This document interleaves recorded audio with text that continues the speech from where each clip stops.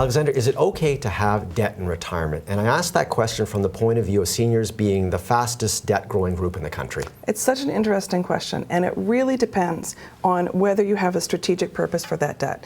Everybody knows that money is cheap now, so it can be efficient to borrow money. But what I'm seeing is not seniors who have a strategic plan to use debt as part of an overall strategy, but seniors who've kind of wandered into debt because they haven't resolved it during their lifetime of working years. So it sounds like they're in debt because they're not making it, they're not living the lifestyle they want on what their income is. That's right. So we're seeing mortgages at the age of 70 and even 80. Okay. Now, strategic use of debt. This is where a senior might be in debt, but they're doing it to accomplish a goal. What would be some legitimate goals? Well, maybe they're using leveraged investing, so they're borrowing to invest because they feel that they can earn more on the borrowed funds than the cost of borrowing.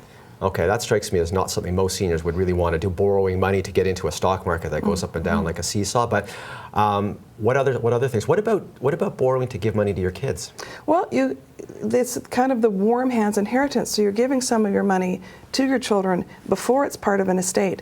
But using borrowed money to do that means that you're extending your debt obligations out further and further in your lifetime.